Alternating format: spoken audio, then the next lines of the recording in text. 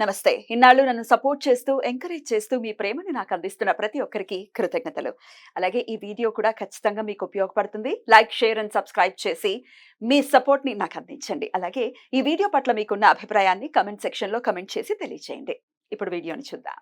నమస్తే. Welcome to our channel. నేను పద్మిని. ప్రస్తుతం మనతో పాటు ప్రముఖ ఆధ్యాత్మికవేత్త, వాస్తు జ్యోతిష పండితులు, న్యూమరాలజిస్ట్ తనిష్క గారు ఉన్నారు. మాట్లాడదాం. తనిష్క గారు నమస్తే అండి. నమస్తే అమ్మా. బాగున్నారా తనిష్క గారు? బాగున్నాం. చాలా రోజులైంది మిమ్మల్ని కలిసి. అవునండి. గురువు యొక్క మార్పు రీత్యా కొన్ని రాశుల వాళ్ళకి అద్భుతమైన ఫలితాలు ఇస్తాయి అని మీరు వివరించడం జరిగింది. మరి బాలేనటువంటి అంటే కొంత నెగటివ్ రిజల్ట్స్ ఇచ్చేటటువంటి రాశులు కూడా ఉన్నాయి కాబట్టి అది అవును. జస్ట్ ఇండికేషన్ మాత్రమే. పరిహారాలు చేసుకుంటే ఖచ్చితంగా ఆయన అనుగ్రహాన్ని పొందేటటువంటి పరిస్థితి ఉంటుంది కాబట్టి ఒక్కసారి ఎవరెవరు ఏ ఏ విషయాల్లో జాగ్రత్తలు తీసుకోవాలి, ఏ రాశుల వాళ్ళు, అలాగే ఎలాంటి పరిహారాలు చేసుకోవాలి ఒక్కసారి చెప్పండి మేడం. ఓకే అమ్మా. ఇప్పుడు మనం ఏం చేసామంటే జన్మ రాశి అని మనం తీసుకుంటే అసలు రిషభంలో ఉన్నాడు గురు. అంటే జన్మ రాశిలో గురువు వచ్చినప్పుడు ఎక్కువ కష్టపడతారని ఉంటుంది.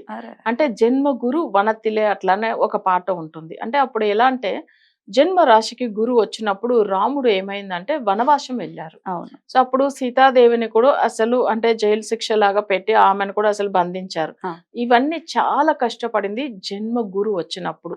ఎందుకు మళ్ళీ కర్కాటకంలో గురువు ఉచ్చ పొందినప్పటికీ ఆయనకు ఆ కష్టం వచ్చింది. కర్కాటకం కాదు, రిషభంలో.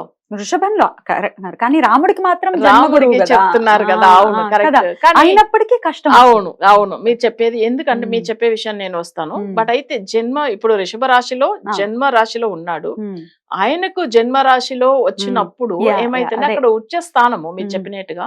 బట్ అక్కడ ఏమైతుందంటే ఉచ్చ స్థితిలో ఉన్నా కూడా నెగిటివ్ అనేది జరుగుతుంది. జన్మ గురు మంచోడు కాదు ఎప్పుడైనా కానీ.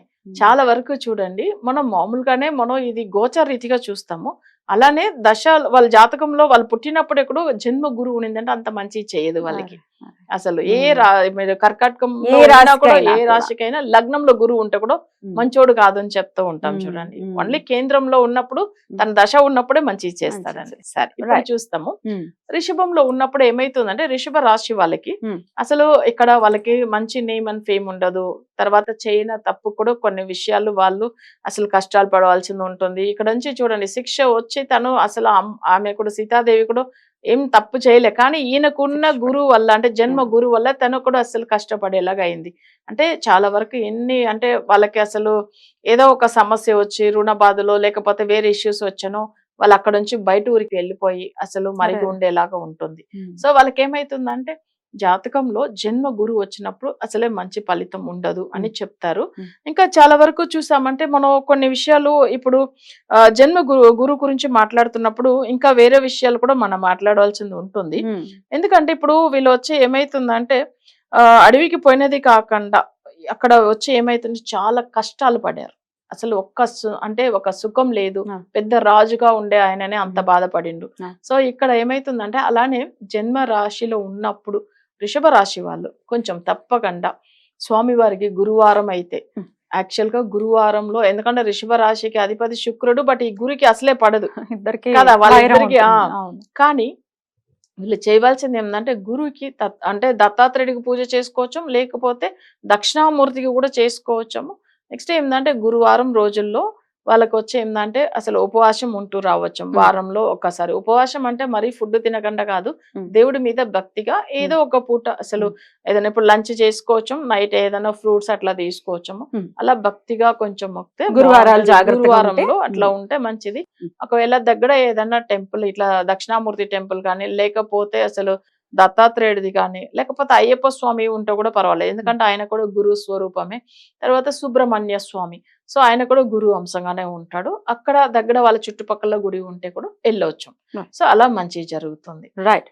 ఇక బాలైనటువంటి మరో రాశి ఏంటండి? మిథున రాశి గురించి వెళ్తాము. మిథున రాశిలో ఏంటంటే ఆయనకు యాక్చువల్ గా 12వ స్థానంలో గురువు వచ్చి ఉన్నాడు. 12వ స్థానంలో గురువు వచ్చినప్పుడు ఏమైతుందంటే అసలు లంకని అంటే లంకకు రాజు ఎవరు? రావణాసురుడు.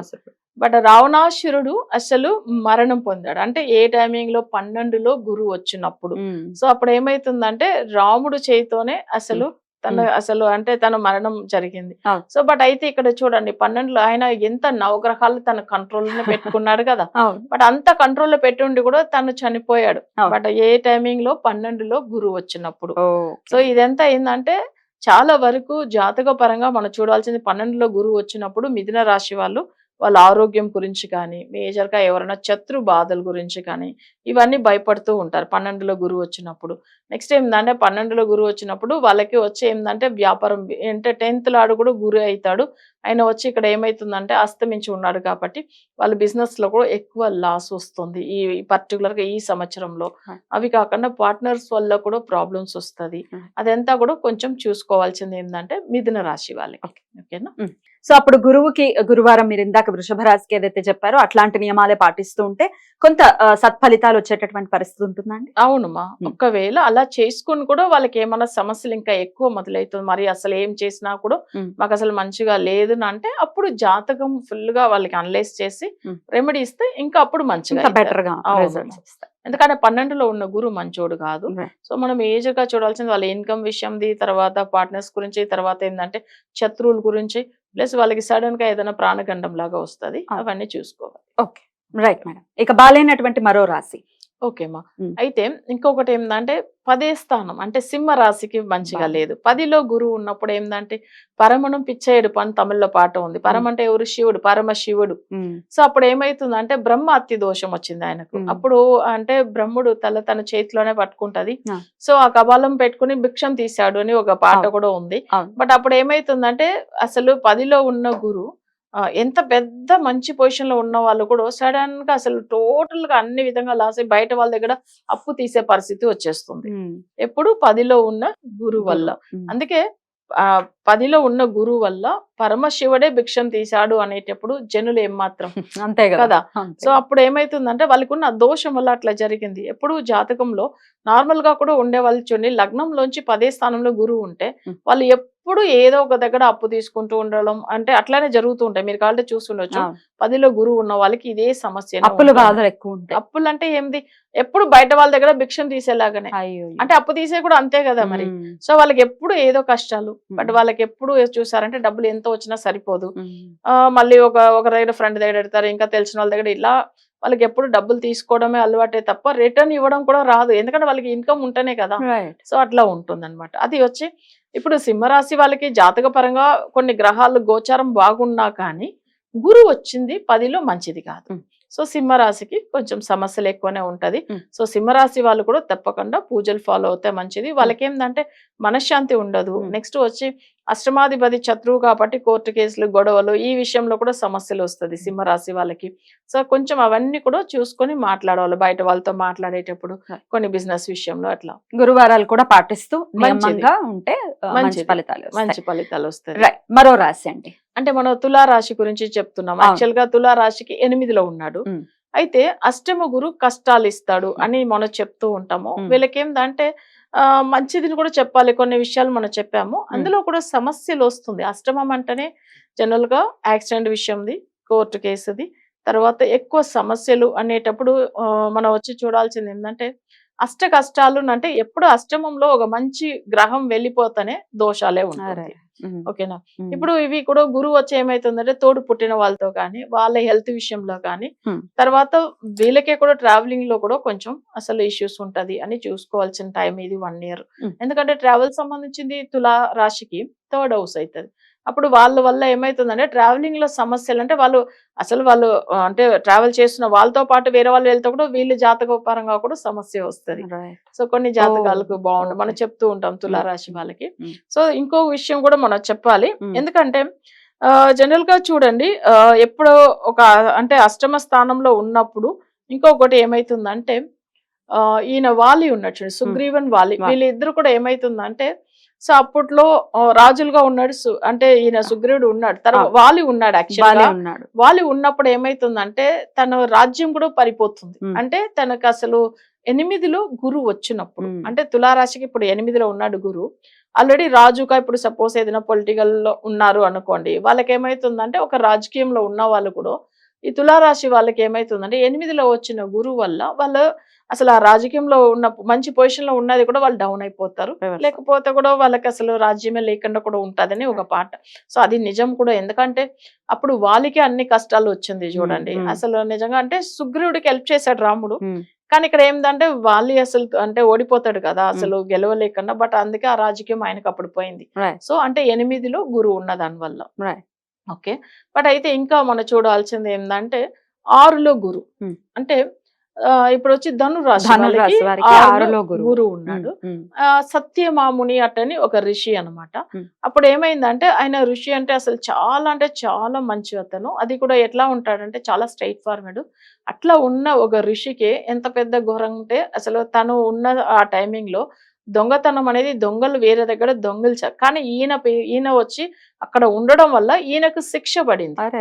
అంటే 6లో గురువు ఉంటే సత్యమా ముని అంటే సత్యం అంటే ఏంది, నిజాయితీగా ఉన్న గురు, ఆయన ఒక ఋషి, ఆయన కూడా కష్టం తప్పలేదు 6లో ఉన్న గురువు వల్ల. చెయ్యని తప్పుకి శిక్షలు పడేటటువంటి పరిస్థితి. అవును, 6లో గురువు వస్తే అట్లని ఒక అది కూడా పాటలోనే, ఇప్పుడు కాదు ఇవన్నీ ఎప్పట్లో రాసి పెట్టింది ఇవన్నీ అసలు చెప్పాలంటే. అయితే కానీ ఇవంతా గోచార రీతిగా ఇవన్నీ నిజంగానే జరుగుతుంది.